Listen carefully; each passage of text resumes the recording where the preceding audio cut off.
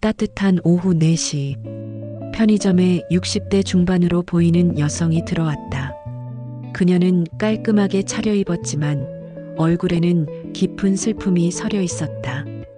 핸드폰을 들여다보다가 한숨을 쉬며 주머니에 넣었다. 어서 오세요.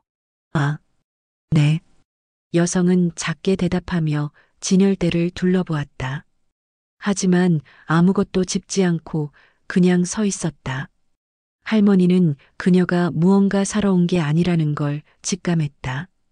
말할 곳이 필요한 사람의 표정이었다. 혹시 앉아서 차라도 한잔 하실래요? 여성은 고개를 들어 할머니를 바라보았다. 그 눈에 눈물이 가득 고여 있었다. 괜찮을까요? 그럼요. 이리 앉으세요.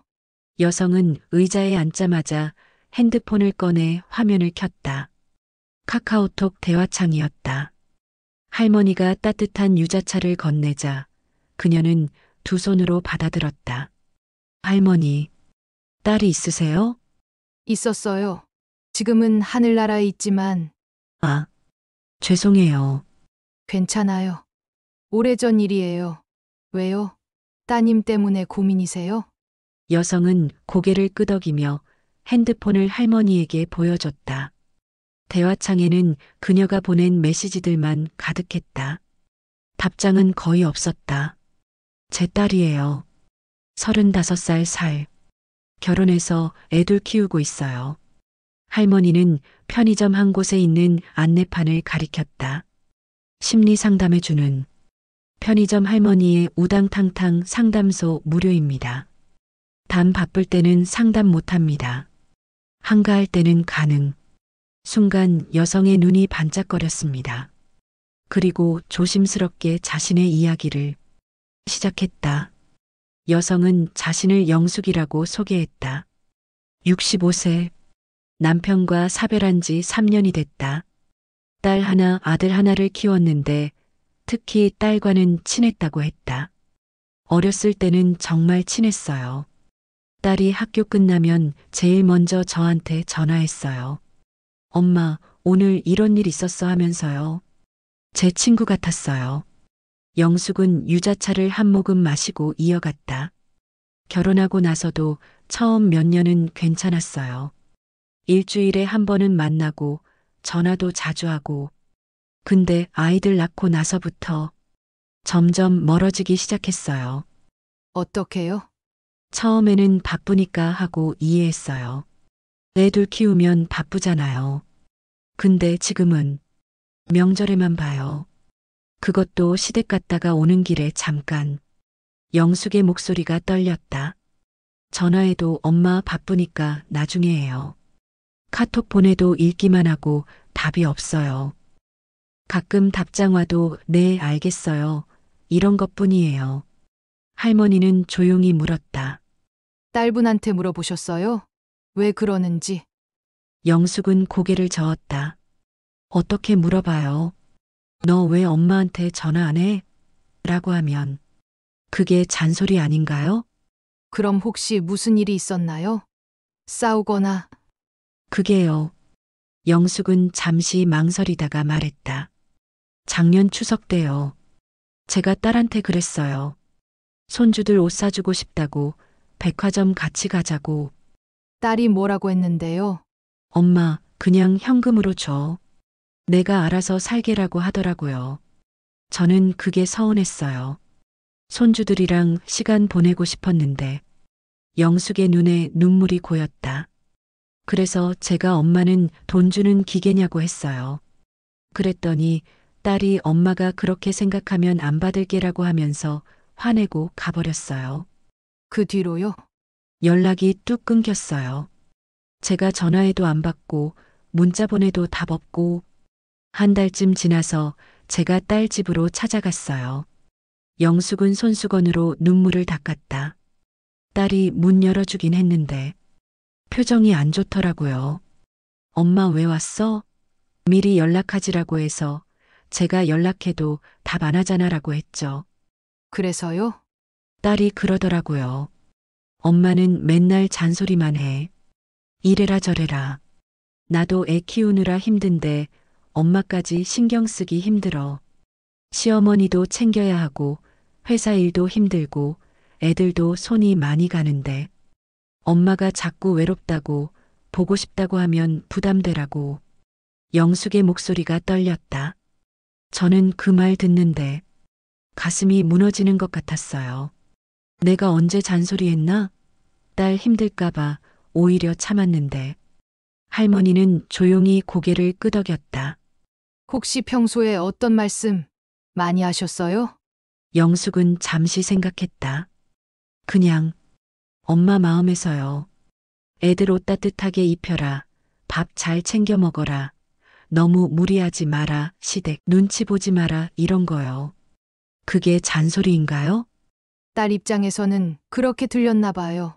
근데 할머니, 저는 딸 걱정돼서 하는 말인데 왜 잔소리라고 할까요? 애들 키우면서 직장도 다니는데 힘들까봐 걱정되잖아요. 할머니는 잠시 생각하다가 물었다. 영숙 씨, 혹시 딸분이 엄마한테 뭔가 얘기하면 어떻게 반응하세요? 예를 들면요? 딸이 엄마, 요즘 회사에서 힘들어라고 하면요? 영숙은 대답했다. 당연히 위로해주죠. 그만두고 집에서 애나 봐라. 건강이 제일 중요하다. 무리하지 마라. 이렇게요. 할머니는 고개를 끄덕였다. 그게 문제일 수 있어요. 네, 영숙 씨는 조언하는 거예요. 근데 딸은 조언이 필요한 게 아니라 그냥 들어주는 게 필요했을 수도 있어요. 영숙은 이해가 안 된다는 표정을 지었다. 그럼 뭐라고 해야 해요? 힘들다는데 가만히 있어요? 그랬구나. 많이 힘들었겠다. 엄마가 들어줄게 이렇게요. 해결책을 주는 게 아니라 공감해 주는 거예요. 할머니는 이어서 말했다.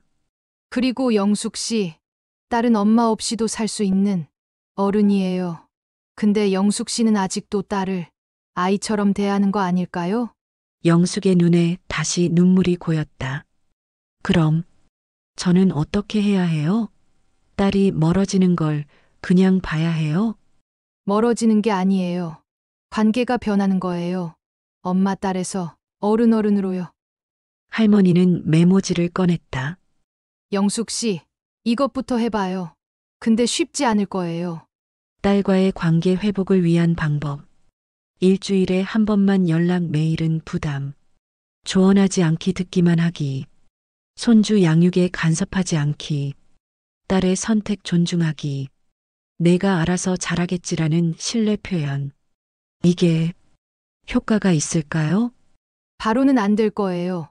그리고 솔직히 말하면 완전히 예전처럼 돌아가지 않을 수도 있어요. 한 달 후 영숙이 다시 편의점을 찾았다.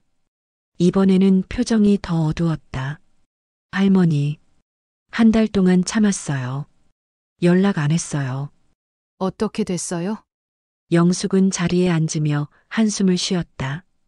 딸한테서 연락 한 번도 안 왔어요. 명절도 아니고 제 생일도 지났는데 아무 연락 없었어요. 속상하셨겠어요. 속상한 정도가 아니에요. 제가 진짜 필요 없는 사람인가 싶었어요. 딸이 저 없어도 잘 사나 봐요. 영숙의 목소리가 떨렸다. 그래서 못 참고 어제 전화했어요. 딸이 받았어요? 받긴 했는데 엄마 무슨 일이야? 바빠라고 하더라고요. 저는 그냥 목소리 듣고 싶어서 전화한 건데 영숙은 눈물을 훔쳤다. 할머니, 제가 뭘 잘못한 걸까요? 딸 키우느라 제 인생 다 바쳤는데 왜 이렇게 대하는 걸까요? 할머니는 조용히 물었다. 영숙 씨, 아드님은 어떠세요? 영숙은 잠시 멈칫했다. 아들이요? 아들은 제주도에 살아요. 1년에 한두 번 봐요. 아들한테도 연락하세요? 가끔요. 근데 아들은 원래 말이 없어요. 연락해도 응, 그래 이러고. 그래서 저는 딸한테 더 의지했나 봐요. 할머니는 고개를 끄덕였다. 영숙 씨, 지금 딸한테 모든 걸 의지하고 있는 거 아닐까요? 외로움도, 의미도, 존재 이유도. 그럼 저는 누구한테 의지해요? 남편도 없고 친구들도 다들 바빠서 안 만나고 딸밖에 없는데. 그래서 문제예요. 딸한테 너무 많은 걸 기대하는 거예요. 영숙은 고개를 떨궜다. 그럼 저는 어떻게 살아요? 할머니는 잠시 망설이다가 물었다. 영숙 씨, 경제적으로는 괜찮으세요? 영숙은 쓴웃음을 지었다. 국민연금 70만 원 나와요. 집은 제 명의인데 아파트 관리비에 병원비 나가면 빠듯해요. 병원은 자주 가세요? 무릎이 안 좋아서 한 달에 2번은 가요. 정형외과요. 약값도 만만치 않아요. 그래서 딸한테 손 벌리기가 미안해요. 영숙의 목소리가 떨렸다. 사실 딸한테 용돈 받고 싶어요. 근데 딸도 애들 키우느라 힘들 텐데 어떻게 말을 꺼내요? 그냥 참죠. 그런 것도 딸한테 말해보셨어요? 어떡해요? 엄마 돈 없어 하면 딸이 더 부담스러워할 것 같아서 혼자 해결하려고 해요. 할머니는 한숨을 쉬었다. 영숙 씨, 그것도 문제예요. 혼자 다 짊어지려고 하니까 외로운 거예요. 딸한테 솔직하게 말해야 해요.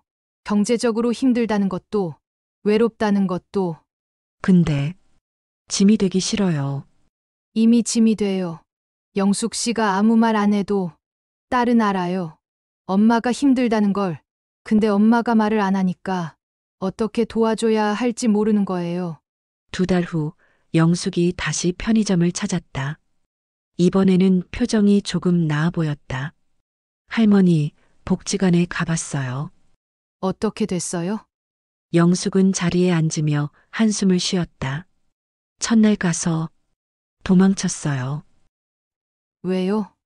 다들 저보다 젊어 보이고 친한 사람들끼리 모여 있고 저는 혼자 외톨이 같더라고요. 점심시간에 혼자 밥 먹는데 너무 외로웠어요. 영숙은 눈물을 훔쳤다. 그래서 일주일 안 갔어요. 근데 선생님이 전화하시더라고요. 왜 안 오시냐고. 그래서 다시 갔어요. 그래서요? 2번째 갔을 때는 한 분이 말을 걸어주시더라고요. 저랑 비슷한 나이에 남편 돌아가신 분이요. 처음 오시면 다들 어색해요. 저도 그랬어요 라고 하시면서 영숙은 커피를 한 모금 마시고 이어갔다. 그분이랑 점심 같이 먹었어요. 그분도 자식 문제로 고민이 많으시더라고요. 아들이 경제적으로 어려워서 오히려 부모가 도와주고 있대요. 그래서요? 제 얘기도 했어요. 딸이 멀어졌다고 외롭다고. 그랬더니 그분이 나도 그래. 자식 키워놓으면 뭐해. 다들 자기 인생 사느라 바빠라고 하시더라고요. 영숙은 조금 웃었다. 그 말 듣는데 저만 그런 게 아니구나 싶었어요. 조금 위로가 됐어요. 잘 됐네요. 근데 할머니, 서예 수업은 못 들었어요. 왜요? 수강료가 8만 원이에요. 한 달에. 저한테는 부담이에요. 그래서 무료 프로그램만 듣고 있어요. 건강 체조 같은 거요. 영숙은 한숨을 쉬었다. 딸한테 말하면 내줄 텐데. 말하기가 미안해요. 할머니는 단호하게 말했다. 영숙 씨, 딸한테 말하세요. 경제적으로 힘들다고. 그리고 한 달에 10만 원 정도 도움받을 수 있냐고. 그게 쉽지 않아요. 쉽지 않아도 해야 해요. 영숙 씨가 계속 참으면 딸은 엄마가 괜찮은 줄 알아요. 근데 나중에 문제가 커지면 더 힘들어요. 할머니는 이어서 말했다. 그리고 영숙 씨, 딸한테 용돈 받는 게 부끄러운 일이 아니에요. 당연한 거예요. 영숙 씨가 딸 키우느라 얼마나 많은 돈 썼어요? 이제 딸이 조금 도와주는 게 당연한 거죠. 영숙은 고개를 끄덕였다. 용기 내볼게요. 언젠가는. 언젠가 말고 이번 주 안에요. 3개월 후 영숙이 편의점을 찾았다. 이번에는 얼굴이 조금 밝아 보였다. 할머니, 딸한테 말했어요. 경제적으로 힘들다고요? 네. 전화로 말했어요. 엄마 요즘 경제적으로 좀 힘들다. 한 달에 10만 원만 도와줄 수 있냐고. 딸이 뭐라고 했어요? 영숙의 눈에 눈물이 고였다. 처음에는 조용하더니 엄마, 왜 진작 말 안 했어? 나도 힘든데 엄마까지 혼자 버티고 있었네. 미안해라고 하더라고요. 그래서요? 한 달에 20만 원씩 보내준대요. 그리고 엄마 힘들면 말해. 내가 못 도와줄 수는 있어도 모른 척은 못해라고 하더라고요. 영숙은 눈물을 닦았다. 그 말 듣는데 너무 고맙고 미안하고 그랬어요. 관계는 어때요? 영숙은 잠시 생각했다. 여전히 예전만큼은 아니에요. 일주일에 한 번 통화하는 것도 아니고 자주 만나는 것도 아니에요. 한 달에 한 번 통화할까 말까예요. 속상하지 않으세요? 속상하죠. 근데 받아들이려고 해요. 딸도 힘들다는 걸요. 애들 키우고 시댁 챙기고 회사 다니고 그 사이에서 친정 엄마까지 챙기는 게 버겁겠구나 싶었어요. 영숙은 한숨을 쉬었다. 지난달에는 딸이 엄마 미안해. 시어머니가 아프셔서 병원 모시고 다니느라 정신없어라고 문자 보내더라고요. 예전 같으면 나도 아픈데 왜 나는 안 챙기냐고 했을 텐데. 이번에는요? 그래, 시어머니 잘 모시고 내가 힘들겠구나라고 답장 보냈어요. 진심이었어요. 할머니는 흐뭇하게 웃었다. 영숙 씨, 많이 성장하셨네요. 성장이라기보다는 포기한 거예요. 딸한테 더 이상 많은 걸 기대하지 않기로요. 복지관은 계속하세요? 네. 일주일에 3번 가요. 친구도 몇 명 생겼어요. 다들 저랑 비슷해요. 자식들 멀어서 외롭고 경제적으로 빠듯하고. 영숙은 조금 웃었다. 지난주에는 그 친구들이랑 등산 갔어요.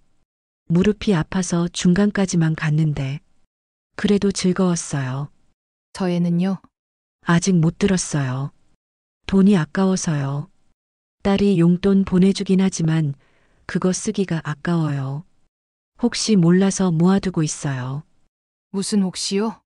영숙은 목소리를 낮췄다. 제가 아프거나 딸한테 큰일 생기거나 그럴 때를 위해서요. 용돈 받는다고 막 쓰면 안 될 것 같아서. 할머니는 고개를 저었다. 영숙 씨, 그것도 써야 해요. 영숙 씨를 위해서요. 서예 배우고 싶으면 배워요. 그게 영숙 씨 삶의 질을 높이는 거예요. 근데 근데가 아니에요. 영숙 씨도 행복할 권리 있어요. 6개월 후 영숙이 편의점을 찾았다. 이번에는 작은 봉투를 들고 있었다. 할머니, 이거 제가 쓴 거예요. 봉투 안에는 붓글씨가 있었다. 내려놓음이라고 쓰여 있었다. 서예 배우기 시작했어요. 네. 2달 전부터요. 딸이 용돈 보내준 걸로요. 영숙은 조금 웃었다. 처음에는 손이 떨려서 선도 제대로 못 그었어요. 근데 계속 하다 보니까 조금씩 나아지더라고요. 잘했네요. 이 글자요. 내려놓음. 선생님이 자기한테 필요한 말 써보라고 하셔서 썼어요. 영숙은 붓글씨를 들여다보았다.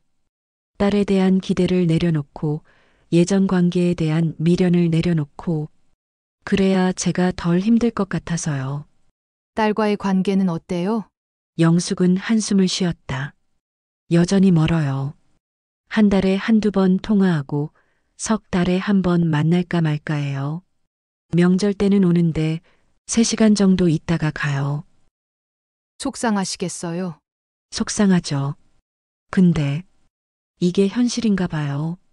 딸도 딸 인생이 바쁜데 저까지 챙기긴 힘든 거겠죠. 영숙은 눈물을 훔쳤다. 사실 할머니, 아직도 가끔 원망스러워요. 내가 너를 어떻게 키웠는데 엄마가 늙으면 챙겨주는 거 아니야? 이런 생각 들어요. 당연해요. 그게 엄마 마음이에요. 근데 요즘은요. 딸 입장도 이해가 돼요. 시어머니도 챙겨야 하고, 애들도 키워야 하고, 일도 해야 하고, 그 사이에서 친정 엄마까지. 버겁겠구나. 영숙은 이어서 말했다. 지난달에 딸이 전화했어요. 울면서요. 엄마, 나 너무 힘들어라고. 시어머니가 치매 초기래요. 그걸 돌보느라 딸이 지쳐 있더라고요. 뭐라고 하셨어요? 예전 같으면 그래서 엄마는 언제 챙기냐. 나도 외롭다 이랬을 거예요. 근데 이번에는 그냥 들어줬어요. 조언도 안 하고 잔소리도 안 하고 영숙의 목소리가 떨렸다. 그냥 그래, 많이 힘들겠다. 엄마가 들어줄게라고만 했어요. 그랬더니 딸이 한참을 울더라고요. 그리고 엄마 고마워. 들어줘서라고 하더라고요. 할머니는 영숙의 손을 잡았다. 잘하셨어요. 그 뒤로 딸이 조금씩 전화해요. 일주일에 한 번 정도요. 짧게요. 5분, 10분. 근데 그것만으로도 좋아요. 예전처럼 매일은 아니지만 그래도 딸이 제 목소리를 듣고 싶어 한다는 게. 아직도 외로우세요? 영숙은 고개를 끄덕였다. 외로워요. 특히 밤에. 혼자 밥 먹을 때, 아플 때. 그럴 때는 딸이 곁에 있었으면 좋겠어요. 그럴 때는 어떻게 하세요? 복지관 친구한테 전화해요. 그 친구도 혼자 살거든요. 우리 둘이 저녁 같이 먹기도 하고 전화로 수다 떨기도 하고. 영숙은 조금 웃었다. 지난주에는 그 친구가 아파서 제가 병원 같이 갔어요. 옆에서 기다려줬어요. 그 친구가 얼마나 고마워하던지. 좋은 친구 만나셨네요. 네. 근데 할머니, 이것도 문제예요. 뭐가요? 그 친구한테 제가 너무 의지하는 것 같아요. 외로우면 자꾸 전화하고 만나자고 하고 딸한테 했던 것처럼요. 이러다가 그 친구도 부담스러워하면 어떡하죠? 할머니는 잠시 생각하다가 말했다. 영숙 씨, 그것도 조절이 필요해요. 한 사람한테만 의지하면 그 사람이 부담스러워요. 여러 사람과 관계를 만들어야 해요. 어떻게요? 복지관에서 다른 사람들도 만나보세요. 봉사활동도 해보고요. 교회나 절에 다니는 것도 방법이에요. 영숙은 한숨을 쉬었다. 할머니, 이 나이에 새로운 사람 만나는 게 쉽지 않아요. 다들 자기 무리가 있고 저는 낯도 가리고. 쉽지 않죠.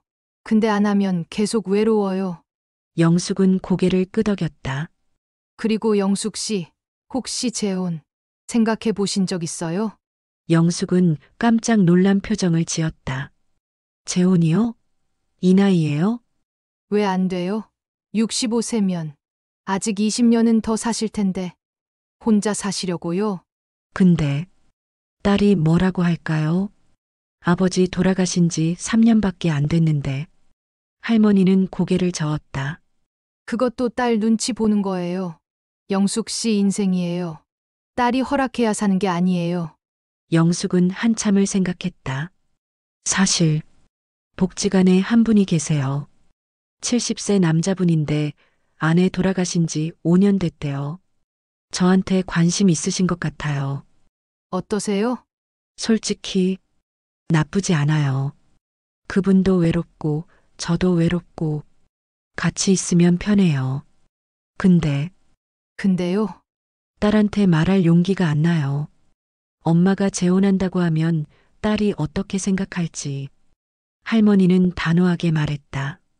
영숙 씨, 딸 인생은 딸이 사는 거예요. 영숙 씨 인생은 영숙 씨가 사는 거고요. 딸이 반대해도 영숙 씨가 행복하면 되는 거예요. 영숙은 눈물을 흘렸다. 근데 할머니, 딸이 서운해하면 어떡해요? 아빠 돌아가신 지 얼마나 됐다고라고 하면. 그럼 이렇게 말하세요. 엄마도 외롭다. 남은 인생 혼자 살기 힘들다. 내가 이해해줬으면 좋겠다고요. 영숙은 할머니와 한참 더 이야기하고 일어섰다. 그리고 영숙은 편의점 문을 열다가 돌아섰다. 할머니, 한 가지만 더 물어봐도 돼요? 뭔데요? 혹시 딸이 나중에 저를 필요로 할까요? 제가 이렇게 거리를 두고 살아도 언젠가는 딸이 엄마를 찾을까요? 할머니는 잠시 생각하다가 말했다. 찾을 수도 있고, 안 찾을 수도 있어요. 근데 영숙 씨, 중요한 건 그게 아니에요. 그럼 뭐가 중요해요? 영숙 씨가 딸의 선택을 존중하는 거예요. 딸이 찾으면 반갑게 맞아주고, 안 찾아도 서운해하지 않는 거요. 그게 진짜 사랑이에요. 영숙은 한참을 할머니를 바라보다가 고개를 끄덕였다. 알겠어요. 쉽지 않겠지만 노력할게요. 그리고 영숙 씨, 하나만 기억하세요. 딸이 영숙 씨를 안 찾아도 영숙 씨는 여전히 가치 있는 사람이에요. 엄마라는 역할 말고도 영숙 씨 자체로요. 영숙의 눈에 눈물이 고였다.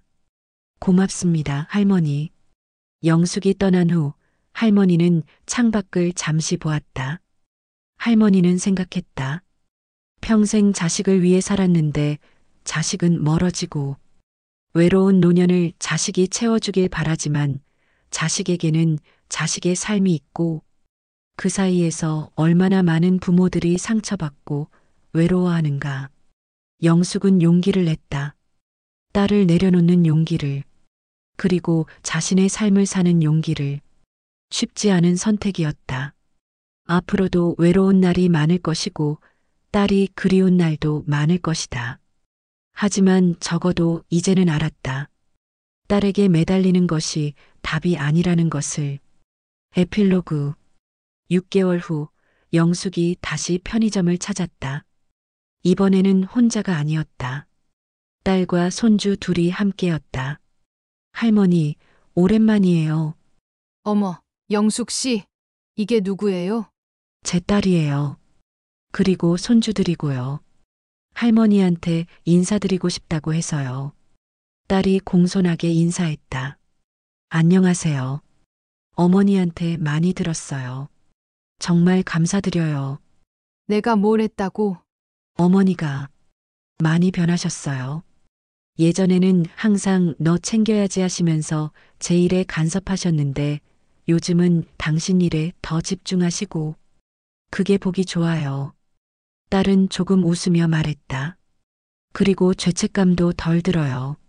예전에는 엄마가 외롭다고 하시면 제가 뭔가 잘못하는 것 같았거든요.